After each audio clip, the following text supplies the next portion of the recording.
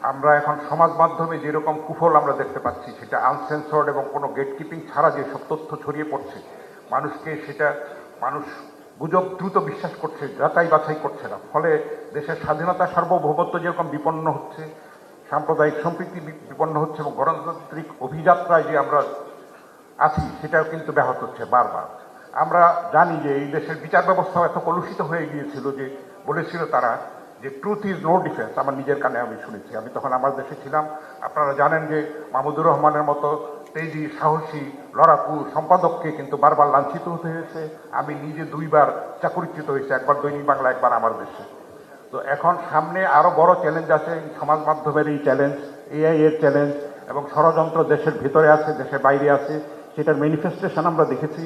এবং যে উগ্র সহিংসতা এখন মানে সমস্ত কিছুকে অন্ধকারাচ্ছন্ন করে তুলেছে, সেখানে যদি আমরা ঐক্যবদ্ধ না থাকি এবং আমরা যদি রাজনৈতিক দলের কাছ থেকে সেরকম অঙ্গীকারটা, প্রত্যাশাটা না পাই, তাদের কথা এবং কাজের মধ্যে মিলটা না পাই, তাহলে কিন্তু আমরা আমাদের প্রত্যাশিত জুলাই চেতনার যেই নতুন বাংলাদেশ বিনির্মাণের যে স্বপ্ন এবং আকাঙ্ক্ষা, সেগুলি ধূলিসাৎ হবে, দীর্ঘ করার কোনো সুযোগ নাই।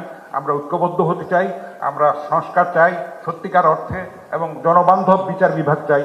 রাজনীতির সমস্ত কিছুর একটা সমন্বিত একটা পদক্ষেপ আমরা চাই। এবং আমার একটা বিনীত প্রস্তাব থাকবে যে একটা মণ্ডলী গঠন করা, একটা থিঙ্ক ট্যাঙ্ক, সমস্ত সাংবাদিকদেরকে নিয়ে এবং রাজনৈতিক বিচার বিভাগ, গারোয়ার, প্রশাসন, পুলিশ, তারপর সেনাবাহিনী, সবাই মিলে যদি আমরা একটা মণ্ডলী গঠন করতে পারি, দেশ তো সবার ঊর্ধ্বে, সেটা যদি আমরা করতে পারি তাহলে কিন্তু আমাদের অনেকখানি সহজ হয় এবং একটা গ্যাপটা দূর হয়, একটা সমন্বয় তৈরি হয়। আসলে সেটাই আমাদের প্রত্যাশা থাকবে। এবং আমরা চাইব যে সমস্ত রাজনৈতিক দলগুলির কাছ থেকে যে আমরা প্রত্যাশা চাইব, তাদের রাজনৈতিক ইশতেহারে, নির্বাচনী ইশতেহারে যে গণমাধ্যম সম্পর্কে সুস্পষ্ট অঙ্গীকার এবং সেগুলির আমরা বাস্তবায়ন চাইব, কথায় এবং কাজে যেন মিল থাকে, সেটি আমাদের প্রত্যাশা থাকবে। আপনারা সুন্দর আয়োজন করেছেন, আপনাদেরকে ধন্যবাদ।